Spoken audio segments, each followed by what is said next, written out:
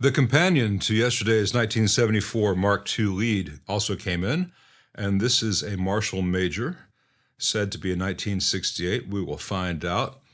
I'm not sure about the Tolex. It's smooth Tolex on the outside and grained Tolex here. So the exterior Tolex might have been replaced, or maybe they were just out that month or week or day at Marshall. I don't know. That's the stuff that doesn't really concern me. I'm more concerned on what's on the inside and things like, hey, that treble pot's really loose. Mid pot is a little bit loose, bass is a little bit loose, presence is quite a bit loose. The volumes feel okay. Compared to that 74, it's not cosmetically in as good a shape. There's some scuffs in the metal panel and little bits of silver steel color shining through and places where the text is faded off. No big deal. Let's flip this around and see what we got. Well, one mystery solved. This has definitely been recovered with the smooth Tolex because I can see the old grain Tolex here. Anyway, was not involved in that decision, but everything seems to be pretty good. On the outside, at least, it's got some Sovtek 6550s. Well, there's a 67 date code here on the inspection sticker. So, but I think it says 6711, so November of 67. So if the owner was told it's a 68, that might be when it shipped out to a dealer. There's some tape over the bases of the filter caps that I wouldn't expect from a factory, but maybe they did use gaffer tape in that period of 67. This is not something which appears in other photos of 67 and 68 Marshall Majors I looked up, but it seems just to be essentially a homemade turret strip where some big wires from the transformer are connected here, and then other wires go into the chassis from here because the wires weren't long enough on the transformer for whatever reason. So this top one is just covering up those connections so people are less likely to touch it. It seems elaborate and very heavy duty, so maybe it is factory. I should call my buddy Mitch Colby and ask him if he's seen this before. But it seems to have the same brass standoffs and all the hardware that mounts the board in these things. Anyway, everyone's going to be aching to see the inside, so let's go ahead and do that. Everything out here looks fine for what it is, just a little bit dirty and old caps, which is what we expected. There is an awful lot going on here. A lot needs to be changed. I don't know if I have time to go through everything, like that's original, needs to be changed, that's non-original, I could find a mustard for it. That's non-original. That could be replaced more neatly. I don't know why someone would be so sloppy. Same for these paralleled resistors here. These are the slope resistors. This is a plate. Non-original caps here. And the bias supply would have been axials. Will be axials again soon. Lots of white rust, zinc oxide building up. That comes up pretty easily with just a little bit of WD-40 or isopropyl. There's a lot more down here on the power transformer bracket as well. Just really yucky stuff. It's not good for us, but it doesn't hurt the amp, but it's nice to get all the metal clean. Those pots that were loose, like that treble pot there, which wiggles to the hand, these pots do not have lock washers.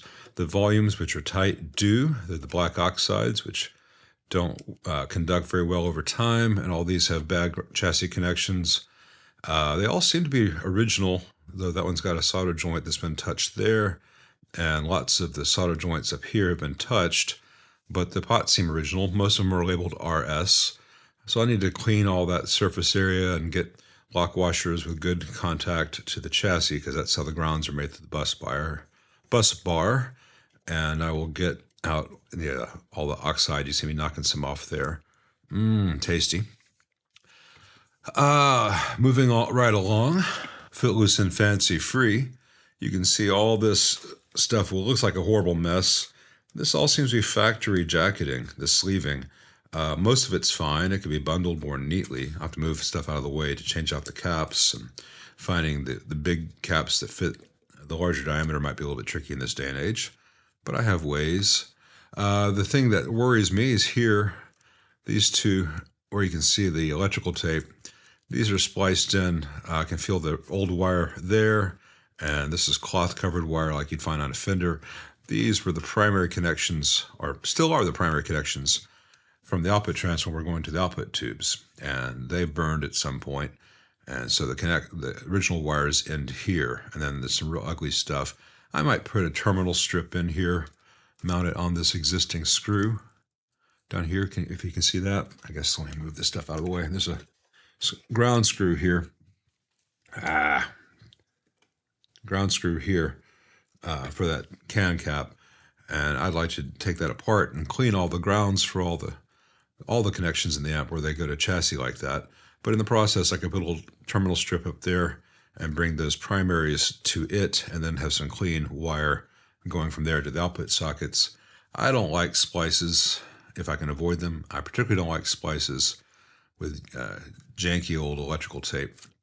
It dries out. It's a temporary thing, electrical tape. Lots of ugly solder joints throughout the amp. No big deal for the most part. Here you can see the original 270 ohm 6 watts and one over here. And then someone put in a 10 watt 300 ohm, and it's a really sloppy installation. And this one is not measuring its best. So I will replace all 4 of those screen grid resistors with some new ones. I can probably get the vitreous enamel ones just like the originals. I might go up to 10 watts, but and I might increase the value from 270 to maybe 470, nothing radical. I need to look at the schematic. Maybe 270 will be fine, given everything else in the amp. The grid stoppers here have been changed out, and those are fine, but the solder joints are crappy, and it just doesn't look very nice.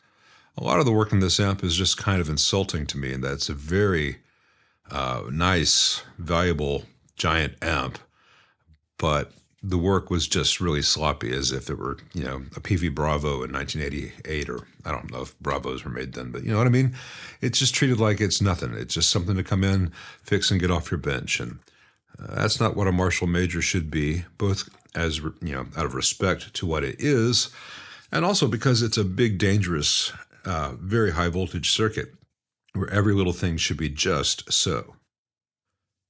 As this is wired currently, you've got 2 pairs of output jacks, which are all tied together, and they're going to tied to the common of this switch, and the output transformer common negative is going to the ground connection here on this pair of jacks, which is tied to here. And here is the negative feedback wire, which is just going to the output of that switch. So as you go between 4, 8, and 16 ohm selections on the output, you're getting 4 very different amounts of negative feedback in the amp.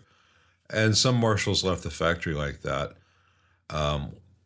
Later, and usually optimally, you would have them always going to the same tap no matter what the switch was connected as. So you'd always have the 8 ohm tap connected to the negative feedback, even if you're using the 16 ohm or the 4 ohm instead.